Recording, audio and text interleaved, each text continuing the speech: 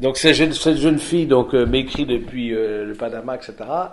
Elle me dit, je suis dans une bande d'amis, mais ils sont tellement loin, mais tellement loin de ce que je peux vivre.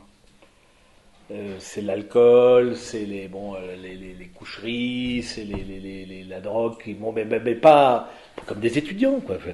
C'est pas des bandits de grand chemin. Mais elle me dit, moi je me sens tellement loin de tout ça. Et puis à un moment donné, elle me dit, mais voilà, comment est-ce que je pourrais lutter quelque part tout le monde me traite voilà, que je crois au conte de fées, que je crois à un amour pour toujours, que je crois et que bon, ça n'existe pas. Tout le monde et elle se sent très seule et bon.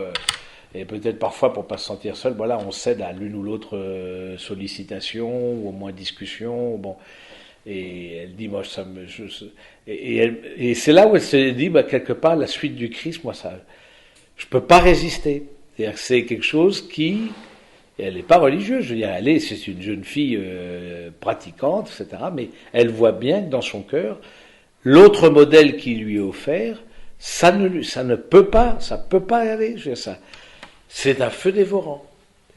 Et je pense que c'est quelque chose aussi, une grâce quelque part, qu'on se rende compte de ça, quand justement on se dit, quelque part, je peux plus lâcher le Seigneur maintenant, je peux plus le lâcher, parce que le lâcher, ce serait me renoncer moi-même, ce serait me faire violence à moi-même.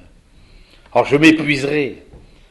Et c'est ça la caractéristique de la vocation, c'est que c'est quelque chose qui est plus fort que nous, et en même temps qui demande notre assentiment pour s'accomplir.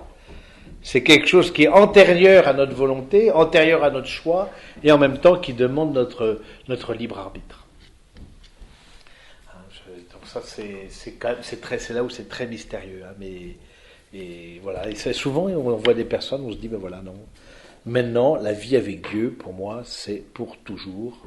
Quel que soit mon état de vie, quel que soit mon âge, je ne peux pas nier la présence de Dieu dans ma vie, sinon je m'épuiserai, même si c'est difficile, même si etc. Voilà, je voulais justement, parce que voilà, ça nous réconcilie aussi, nous, avec nos ras-le-bol, hein, nos phases un peu à marée basse, quoi, hein, où on voit justement que suivre le Seigneur, c'est parfois connaître un certain isolement, connaître d'une certaine manière une solitude, hein, mais en même temps, est-ce qu'il y a vraiment un autre chemin? Est-ce qu'il y a un autre chemin? À qui irions-nous, Seigneur? Tu as les paroles de la vie éternelle. Hein? À qui irions-nous? Vous voulez partir, vous aussi, demande Jésus, mais à qui irions-nous? Moi, cette phrase-là me touche énormément. À qui irions-nous, Seigneur? Paf, maintenant on passe, clac, clac, Nouveau Testament. Marie. Marie. L'Annonciation, l'ange du Seigneur parle à Marie, voilà. Luc 1, 26, 38. Luc 1, 26, 38.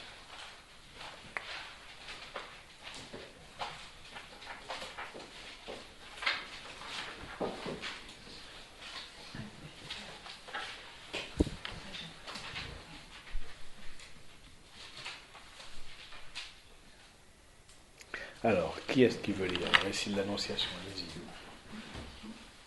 Le 6e mois, l'ange Gabriel fut envoyé par Dieu dans une ville de Galilée du nom de Nazareth à une vierge fiancée à un homme du nom de Joseph de la maison de David.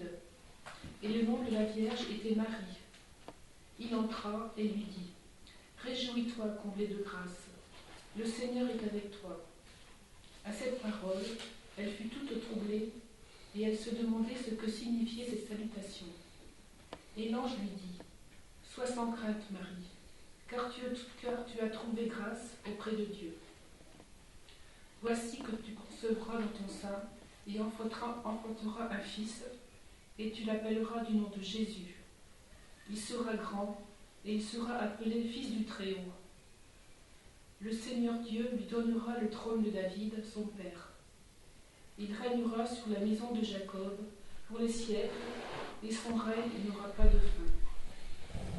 Mais Marie dit à l'ange, « Comment cela sera-t-il, puisque je ne connais pas d'homme ?» L'ange lui répondit, « L'Esprit Saint viendra sur toi, et la puissance du Très-Haut te prendra sous son ombre. C'est pourquoi l'être saint qui naîtra sera appelé Fils de Dieu. Et voici qu'Élisabeth, ta parente, vient elle aussi de concevoir un fils dans sa vieillesse, et elle en est à son 6e mois. Elle qu'on appelait la stérile, car rien n'est impossible à Dieu. Marie dit alors, « Je suis la servante du Seigneur, qu'il m'advienne selon ta parole, et l'ange la quitta. » Alors c'est là où je trouve on voit qu'il y a déjà un renversement dans cette vocation, parce que c'est vraiment la vocation, l'appel de Marie, l'annonciation, c'est la vocation. Alors bien sûr, il y a une initiative divine, mais il y a le fait que ce soit aussi l'ange qui salue d'abord. Quelque part, c'est un peu inversé, c'est l'ange qui salue la Vierge Marie. C'est pas alors que dans les autres, ben voilà, je suis un homme aux lèvres impures, etc. Voit la transcendance de Dieu et se sent très fragile. Là, c'est d'abord l'ange qui, face à Marie, eh bien, donne cette pleine de grâce. Et vraiment, tu es rempli de la grâce de Dieu. Et c'est là où déjà, je trouve, ça indique déjà un chemin d'incarnation. C'est cette vocation dans le Nouveau Testament. Elle a à voir avec l'incarnation. C'est-à-dire, elle se réalise à travers de personnes concrètes qui reçoivent des grâces particulières et qui, dans ces grâces particulières, témoignent là déjà du Christ par anticipation. Cette vocation, on peut retrouver la vocation à la fécondité, là justement. Mais je trouve ça très beau de voir que justement il y a ce. Alors que c'est d'abord l'ange qui salue, alors que quand on rentre dans une maison, ben c'est celui qui arrive, qui salue, d'accord, celui qui, voilà, je sais pas, face à un ange et une personne humaine, Marie est personne humaine, on aurait pu penser au contraire que Marie s'incline devant l'ange. Et là, c'est l'inverse. Ça veut dire aussi la grandeur de la Vierge Marie, et à son insu, et qu'elle a découverte, et donc. Et l'ange rentra chez elle. Et je crois que c'est aussi le fait de dire qu'elle entra chez elle, c'est-à-dire que Marie était chez elle, ça veut dire, moi ça me fait, alors chez elle peut-être dans sa maison, mais ça veut dire à mon avis plus profondément, Marie était chez elle dans le sens où elle habitait son cœur, elle habitait sa demeure intérieure. Elle n'était pas dans une extériorité d'elle-même, donc elle était chez elle dans ce sens-là.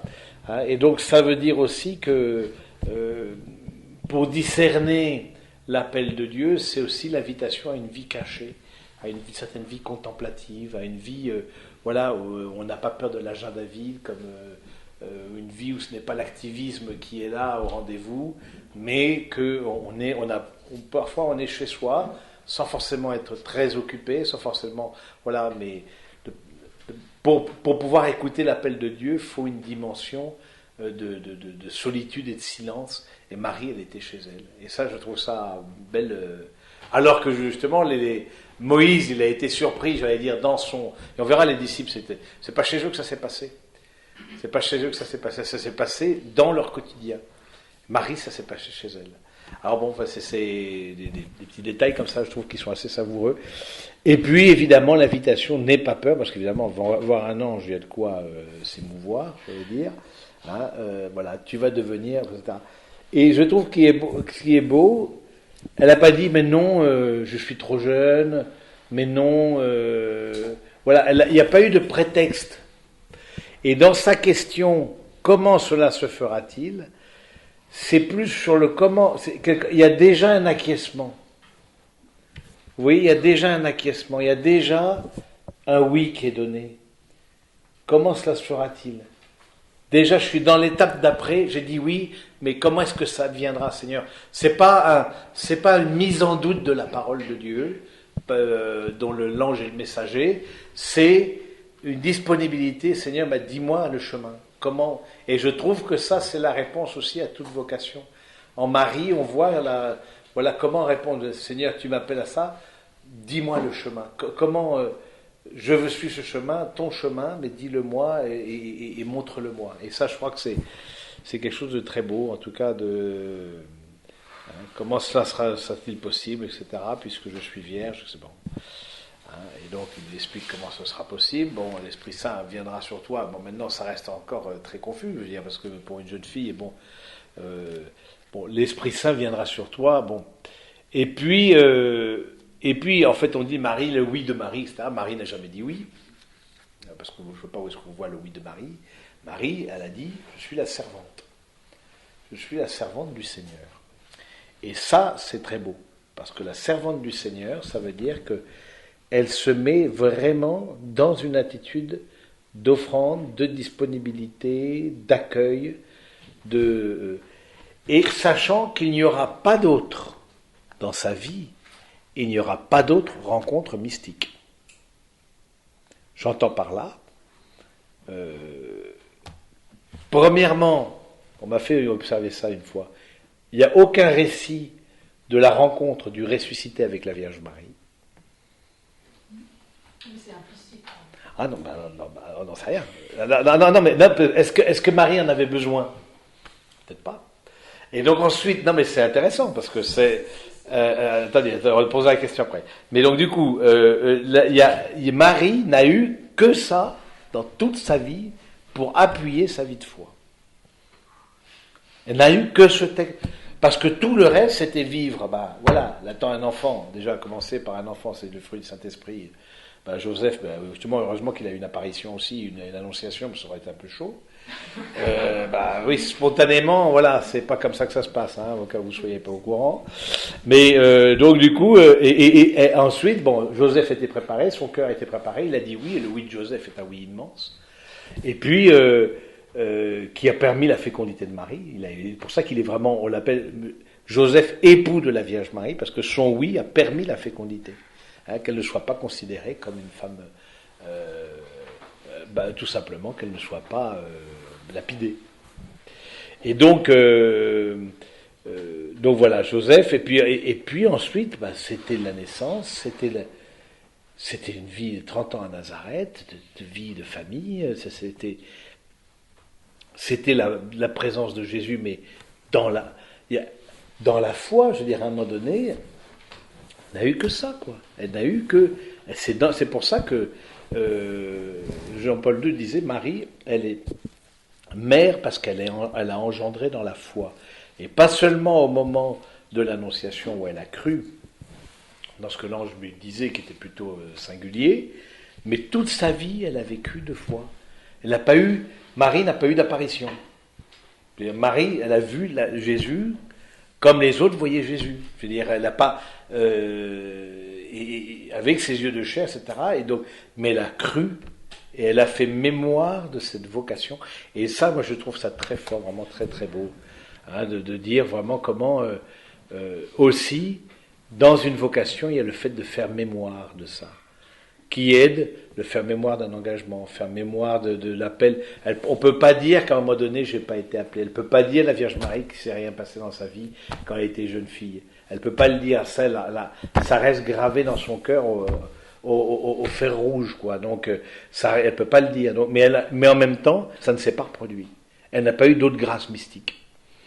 Elle n'a eu que cette apparition et la présence de Jésus, mais elle voyait Jésus comme les autres, quoi. Donc elle ne le voyait pas dans la gloire, par exemple, elle ne le voyait pas, et comme je vous dis, voilà, elle ne l'a pas vu ressusciter, en tout cas rien ne dit qu'elle l'ait vu ressusciter.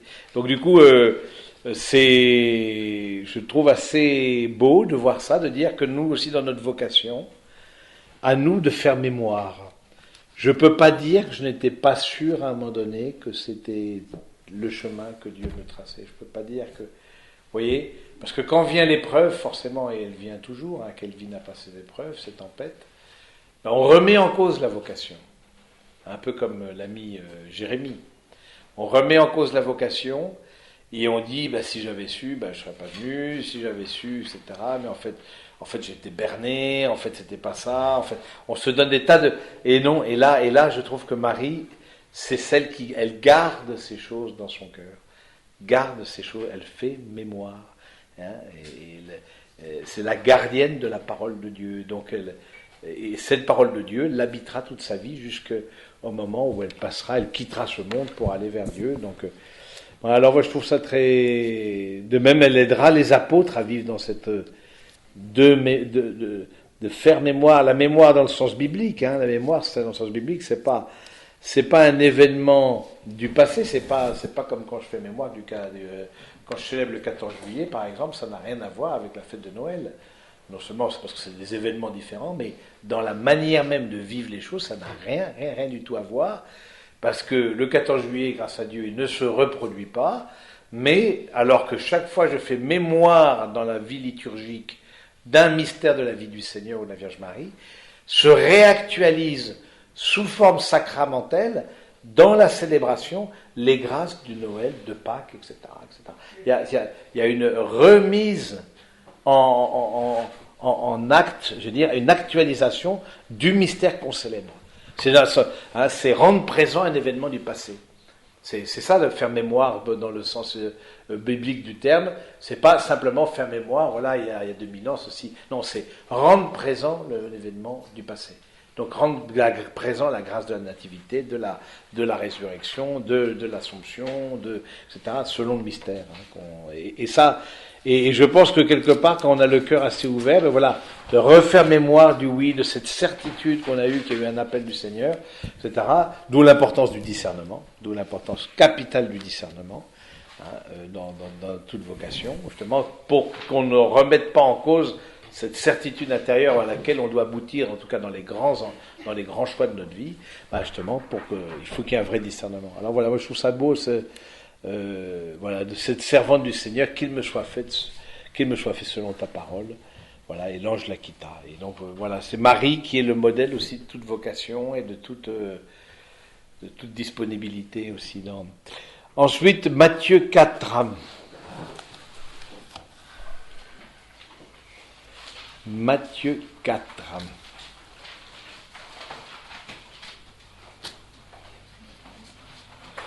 18-22, l'appel des premiers disciples.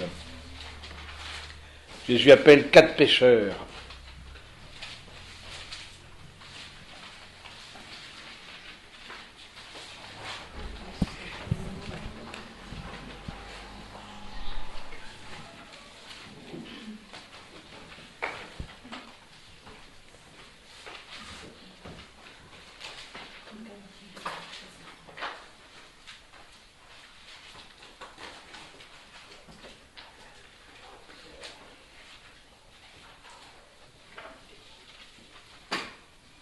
Bon, quelqu'un veut dire Sophie. Comme il cheminait sur le bord de la mer de Galilée, il vit 2 frères, Simon, appelé Pierre, et André son frère, qui jetaient des herbiers dans la mer, car c'étaient des pêcheurs. Et il leur dit, « Venez à la suite, et je vous ferai pêcheurs d'hommes. » Eux, aussitôt, laissant les filets, le suivirent. Et avançant plus loin, il vit 2 autres frères, Jacques, fils de Zébédée, et Jean son frère dans leur barque, avec Zébédée, leur père, en train d'arranger leurs filets. Et il les appela. Eux, aussitôt, laissant la barque et leur père, le suivirent. Ouais, c'est vraiment étonnant. Si c'était si simple, on se dirait. Mais qu'est-ce qui change radicalement entre, j'allais dire, l'appel des disciples, ces appels dans le Nouveau Testament, et les appels dans l'Ancien Testament? Ce qui change radicalement, c'est, là, il s'agit de la suite d'une personne, de se mettre à la suite de quelqu'un, en chair et en os.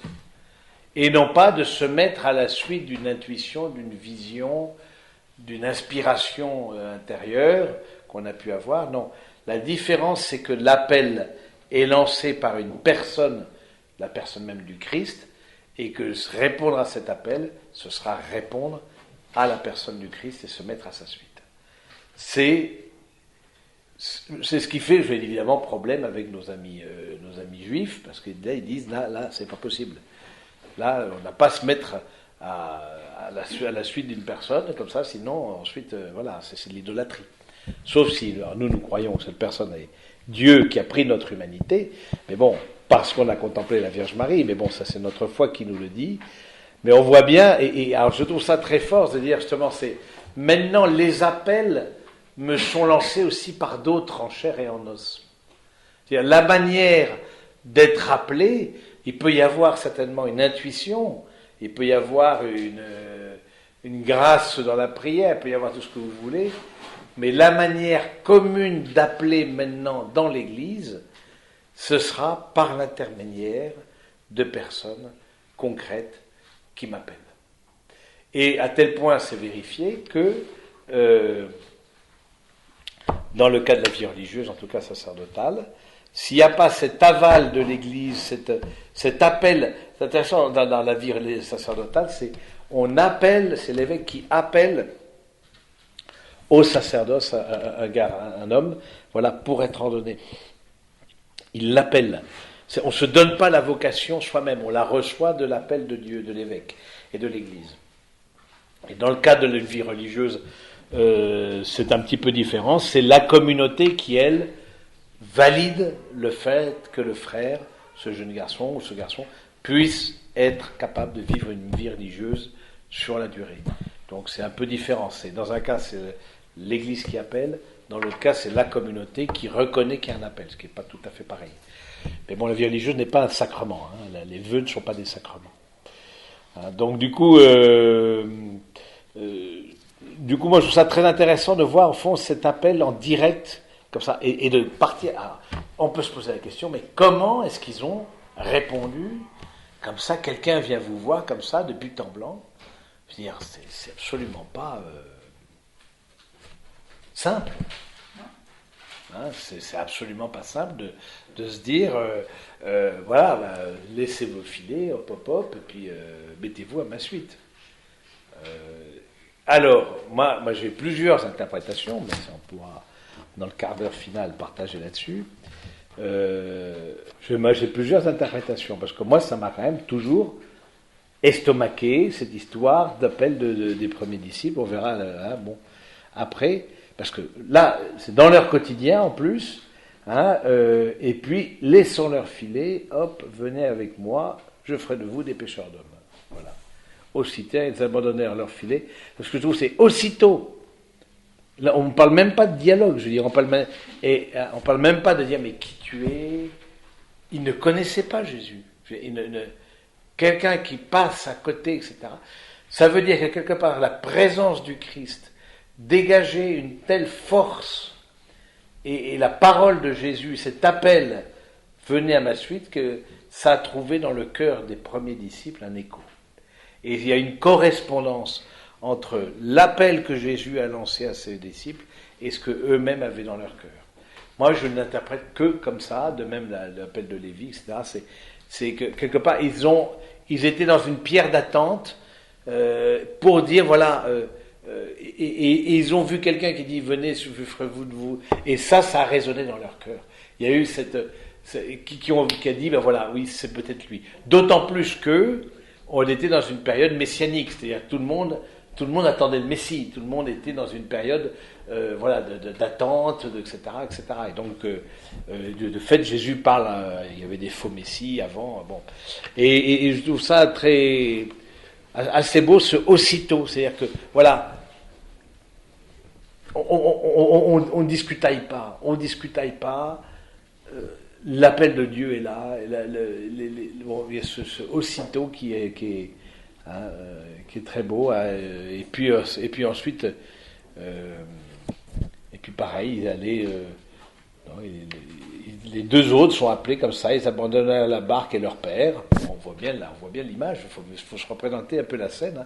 Ils étaient en train de pêcher, hop, ils sont appelés, clac, sans dialogue, en tout cas, on ne nous dit pas qu'il y ait de dialogue. Qui es-tu, pourquoi, que veux-tu, où tu nous emmènes, non, rien. Confiance. On voit ça dans Matthieu Matthieu 9, 9. Matthieu 9, 9, où c'est pareil.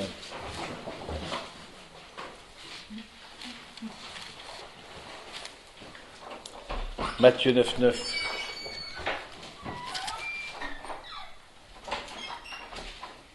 L'appel de Lévi, l'appel de Matthieu, justement. Quelqu'un veut lire?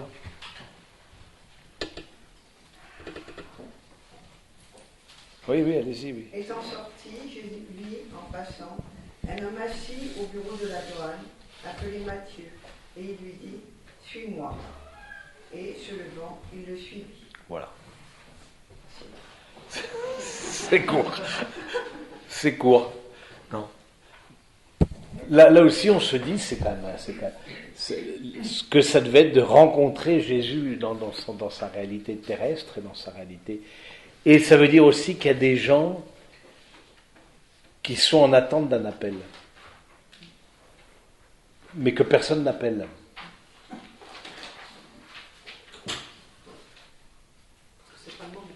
Ah, je sais pas, j'en sais rien, mais parce que personne les a appelés, personne. Et au fond, ils ont une attente. Et dans leur cœur, mais ça ne se concrétise pas par un appel concret, bon, de la part, parce que du coup, là, c'était du Seigneur, mais là, du coup, nous croyons que l'Église, c'est le Christ continué, donc du coup, c'est de la part de l'Église, de la part des pasteurs, de la part des fidèles, qui peut appeler, bon, et je trouve ça très beau de dire que on fonctionne dans l'Église avec ce que le cardinal 23 a nommé la culture de l'appel. Nous, on est dans une culture de l'appel, c'est-à-dire qu'on a un projet, ben voilà, on lance un appel à la population, à la paroisse, on lance un appel au diocèse, on lance un appel. C'est plus vrai dans les paroisses et dans les diocèses, dans les congrégations religieuses, c'est un petit peu, on peut lancer des appels aussi plus personnels, mais là, voilà, on a besoin d'une personne qui s'occupe de, voilà, on fonctionne par appel. C'est pas soi-même qui, alors on peut dire j'aurais le désir, mais même si on a le désir de servir l'Église, d'une manière ou d'une autre, ce désir-là, il doit être à la suite d'un appel. C'est-à-dire, on ne s'ordonne pas l'appel, on le reçoit. C'est toujours pareil. L'initiative vient pas de la personne appelée, l'initiative vient de Dieu, ou vient de l'Église, de la communauté des croyants. Voilà. Et ça, je crois que c'est vraiment, c'est très fort. Et puis aussi, c'est ça, il a été choisi. Alors que c'était un collaborateur, c'est celui qui a levé les fonds pour l'ennemi, pour l'envahisseur, romain, n'oublions pas, notre ami Matthieu. Voilà, il attendait une rédemption, il attendait une vie nouvelle, il attendait un regard nouveau sur lui.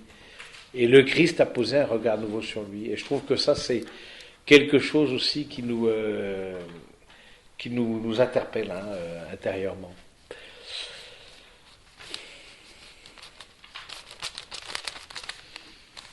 À Matthieu 10, 1 à 16, les 12 apôtres. La mission des 12.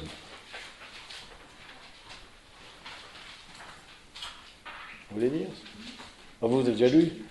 D'autres veulent lire? Allez. Allez. Anne, ça n'appelle là.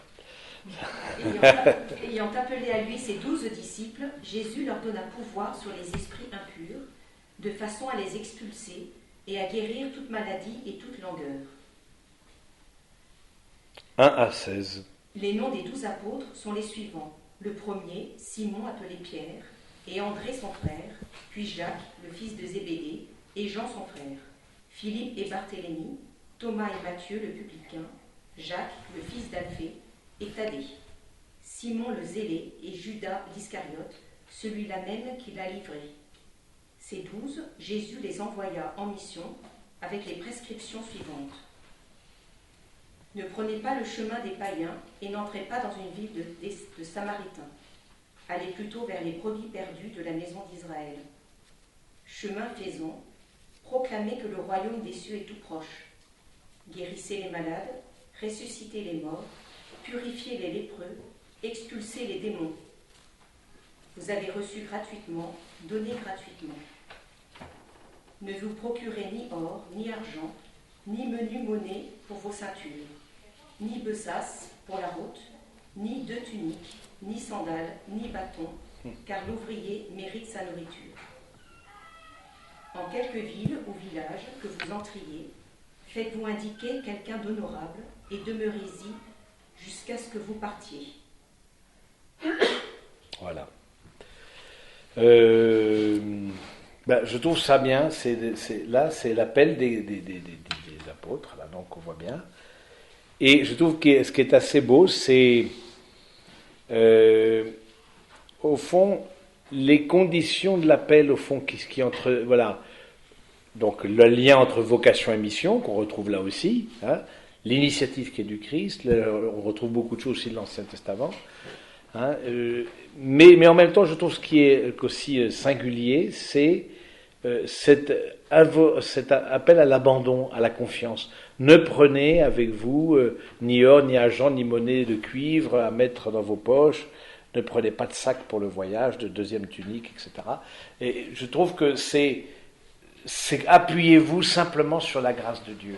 Allez, le disciple du Christ se présente pauvre, le disciple du Christ se présente démuni. Hein, il ne se présente pas avec force moyen, il ne se présente pas... Et c'est vrai que quand on regarde par exemple les sacrements, je trouve les sacrements c'est très pauvre, c'est très vraiment, c'est ce qu'on voit, un peu de pain, du vin, il y a une grande fragilité dans les sacrements.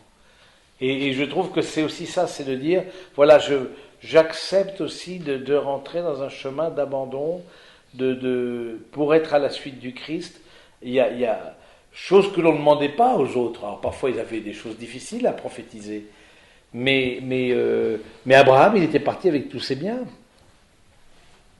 Abraham, il était parti avec tous ses biens. Donc on lui a pas dit, laisse tes biens là, puis...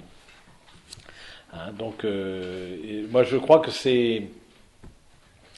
Et puis il y a aussi une chose mystérieuse aussi, l'appel de Judas.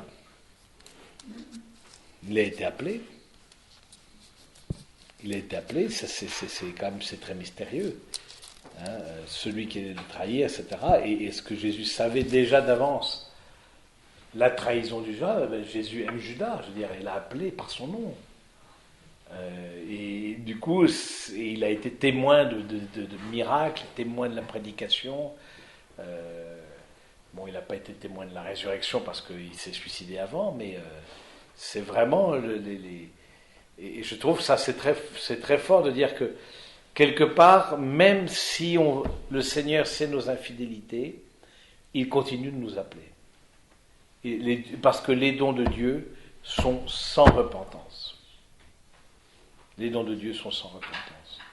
Et peut-être jusqu'au dernier moment, le Seigneur a cru que, voilà, Judas allait se remettre dans l'amour de Dieu, dans la miséricorde, comme s'est remis Saint Pierre. Et ça, je crois que c'est très fort pour nous de nous refaire mémoire de ça. Il y a une fidélité de l'appel, il y a une fidélité voilà, au-delà même de notre réponse, l'appel reste. Et ça, je trouve ça assez émouvant, assez touchant aussi. On va voir l'appel des 4 premiers disciples, mais dans Luc. On va voir, il y a des petites... donc Luc 5, 1 à 11.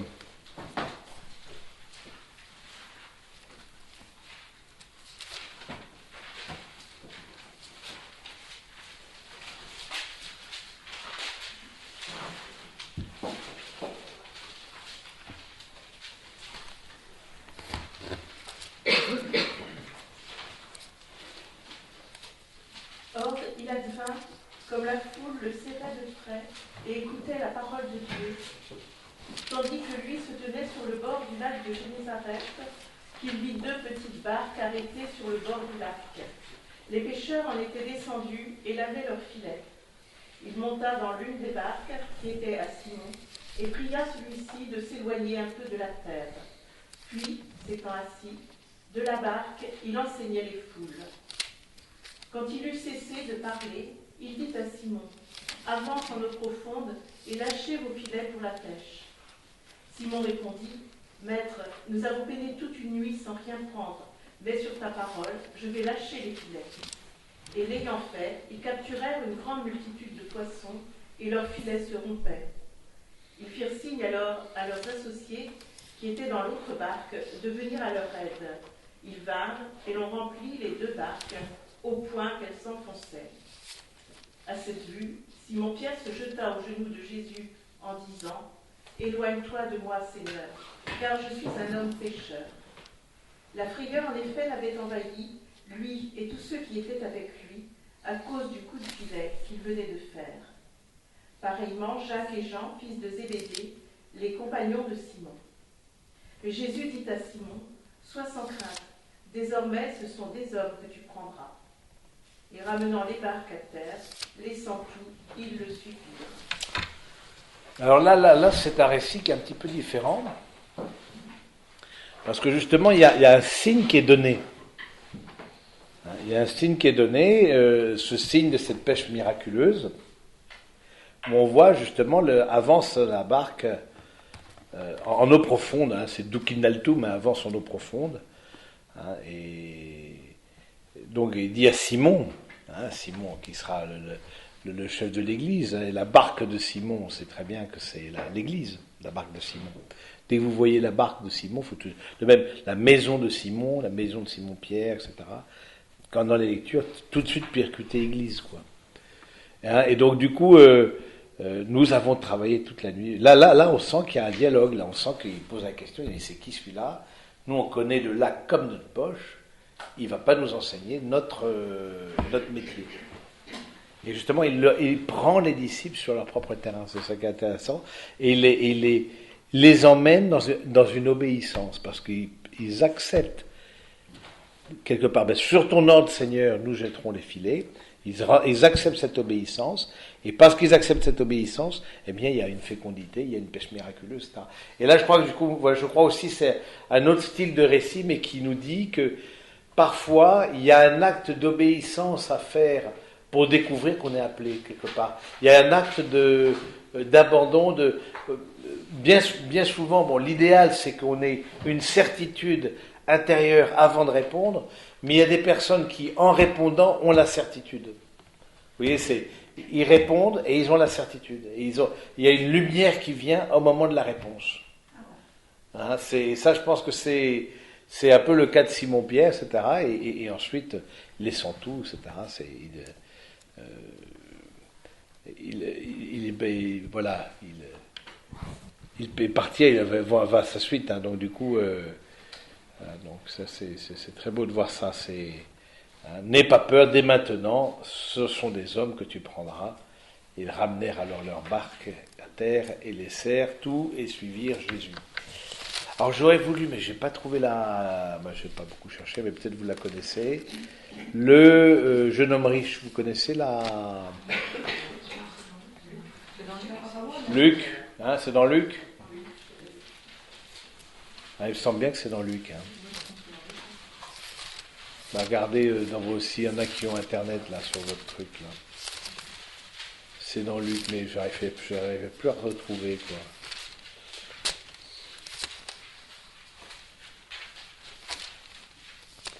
Parce que c'est aussi un appel.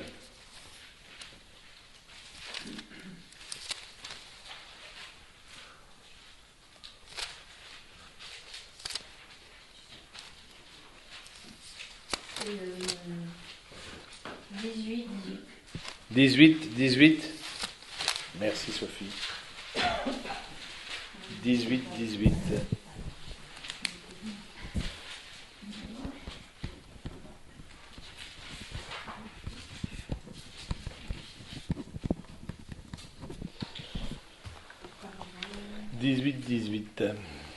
Et suivant. L'homme riche. Verset 18. Chapitre 18, verset 18. Alors, qui se met à lire là?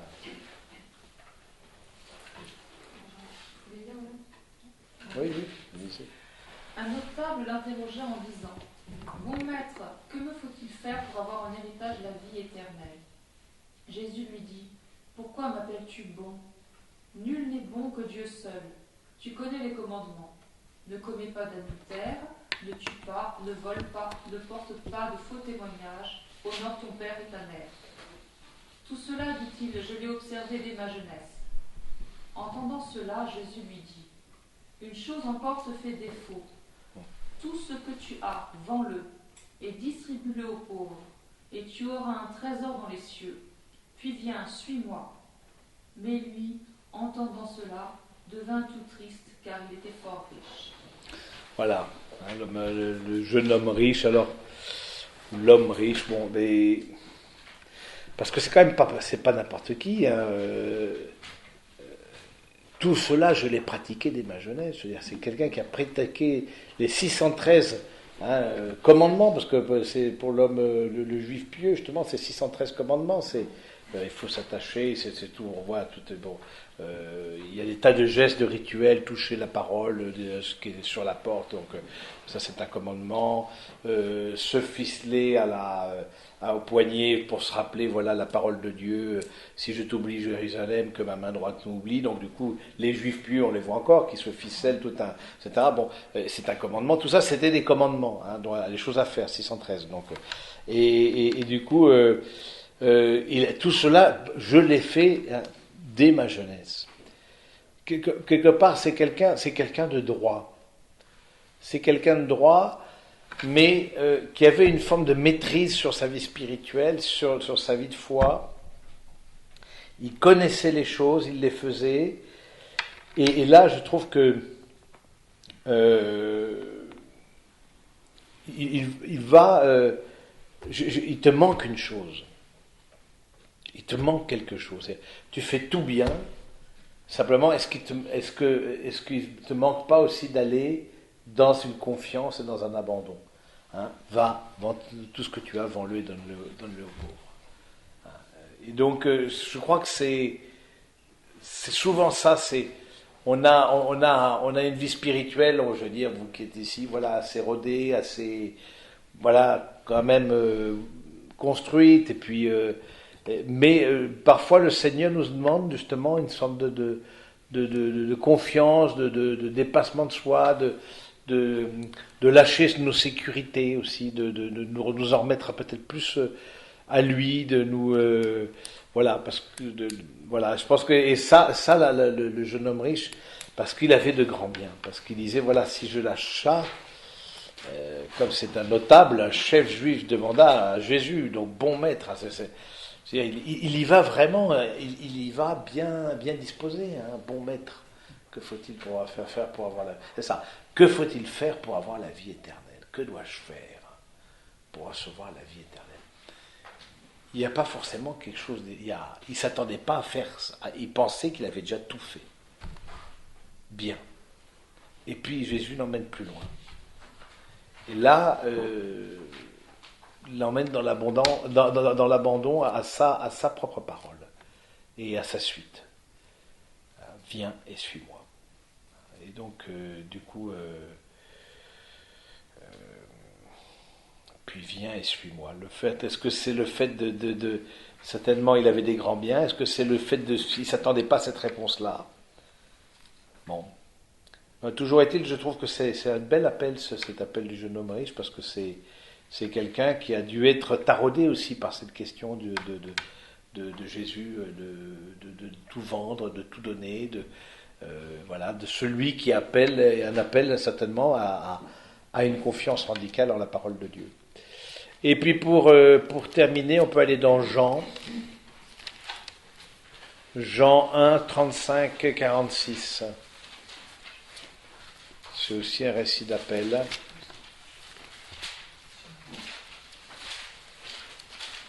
Mais différent des autres. Hein, vous voyez là, Jean 1, 35, 46. Jean 1, 35, 46.